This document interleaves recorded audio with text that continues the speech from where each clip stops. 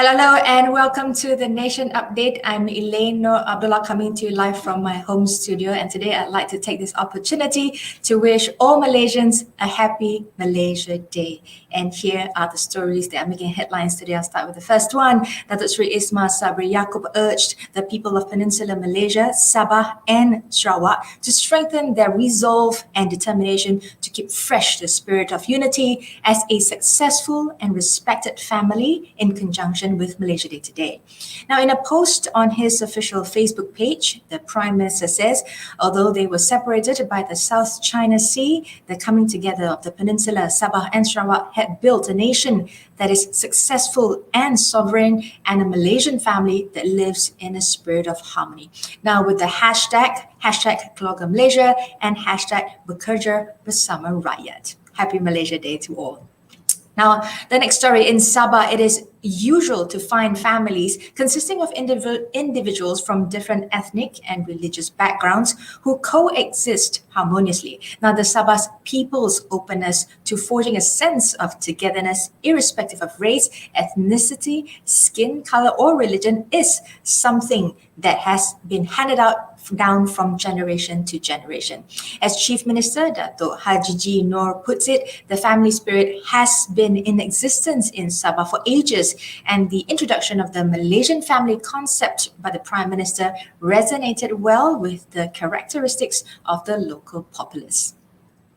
Now, via a statement posted on Istana Negara's official Facebook page, Sultan Abdullah expressed his deep appreciation for the services and sacrifices made by all present and former members of the Malaysian Armed Forces, or MEF, in protecting the sovereignty and security of the country. His Majesty expresses the highest appreciation to MEF members, especially those in the front line who had worked hard, sacrificing their time and energy to help the government curb the spread of COVID-19. And this is just a point to note, the MEF's anniversary is celebrated on the 16th of September every year.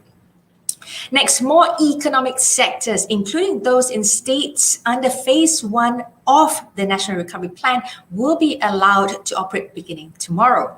Now, Prime Minister Datuk Seri Ismail Sabri Yaakob says, for states under phases 2, 3, and 4, face-to-face or physical meetings are allowed for individuals who have been fully vaccinated. He also added that private sector in states under phase 2 can now operate at 60% capacity if 40% of their employees are fully vaccinated. For states under phase 1, a list of businesses will be allowed to operate provided the vaccination conditions are met.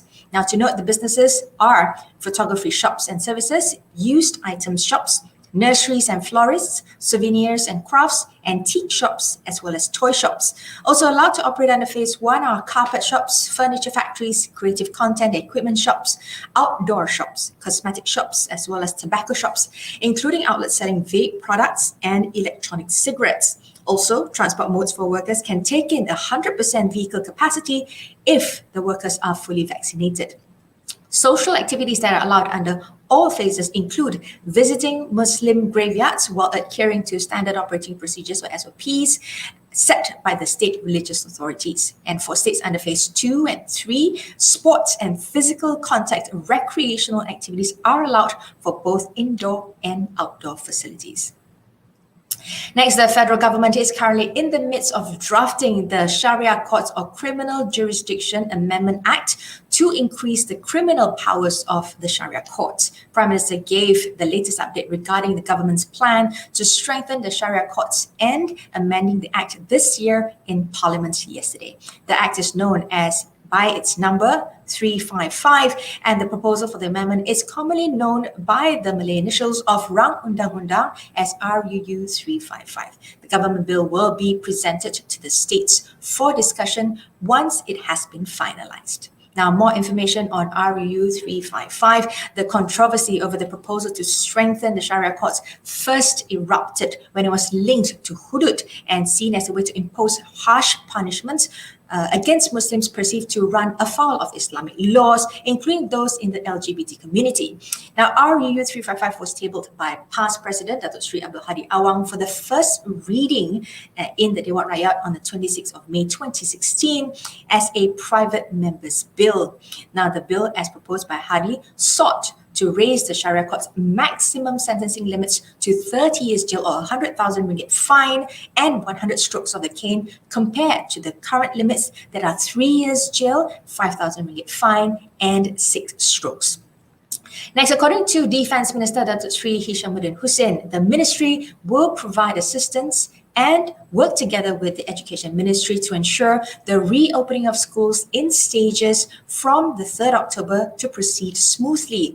The cooperation involves the preparation of classrooms, in addition to ensuring a smooth vaccination process for students, providing COVID-19 test kits, and empowering tuition centres at schools in armed forces camps. Now, starting from the 17th of September, Bernama will hold a discussion session on Twitter Spaces featuring Communications and Multimedia Minister Tan Sri Anwar Musa. The session, entitled Bersama Anwar, aims to deliver information more efficiently with direct communication with the people. It would broadcast for an hour from 9 p.m, co-hosted by Bernama TV's Wan Sharina and Bernama Radio's Hani Hamid, where they will discuss on Keluarga Malaysia, Mencari Persamaan tomorrow. The weekly session with Bersama Anwar will air on Twitter Spaces for 12 episodes until December. Now, to note, Spaces is a new feature introduced by Twitter for account users to have live audio conversations and discussions with their followers on the social site. Next, this Malaysia Day has afforded another opportunity for Chef Muhammad Azharuddin Pulut to showcase his fruit carving skills. Now, the 35-year-old had recently commemorated National Day by carving the portraits of the country's first Prime Minister, Tunku Abdul Rahman Putra Al-Haj, Yang di-Pertuan Agong and Raja Permaisuri Agong, and the current Premier, Datuk Sri Ismail Sabri Yaakob, on the outer skin of 2 watermelons, as you can see here on the screen, and decided to do the same to mark the founding of the nation. This time, Azharuddin challenged himself to carve not just 2, but 9 watermelons, 5 of important national and state figures, and 4 Malaysia Day themed ones. Thank you very much for that. That was really lovely. Now, we'll move on to some international stories. Here's a snapshot from around the globe. Some people may have superhuman immunity to COVID-19, according to scientists. According to virologist Paul Bieniest from Rockefeller University, scientists have discovered that people who have recovered from COVID-19 and are vaccinated have their protection against COVID-19 significantly higher level than immunity. He says the combination of recovering from the virus and getting the vaccine produces antibodies that enable to neutralize mutants of the SARS-CoV-2 virus, including those that are circulating, such as Alpha, Delta, and others. Bieniest stressed that his research is new and needs more real-world testing. Let's hear what he has to say. A little bit less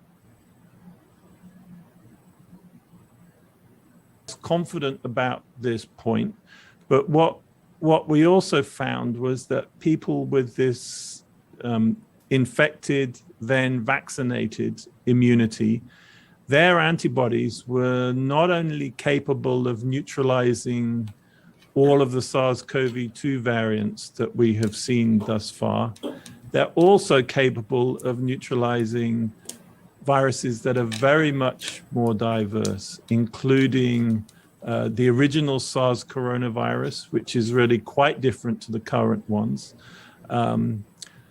viruses that are currently circulating in bats and pangolins that are quite different from SARS-CoV-2, viruses that we might want to worry about in the future as perhaps SARS-CoV-3.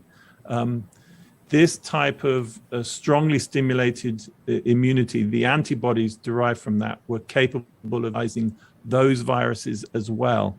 So the good news from that is that this pandemic and the immune response to this pandemic might well give us some degree of protection from pandemics in the future from the related group of viruses.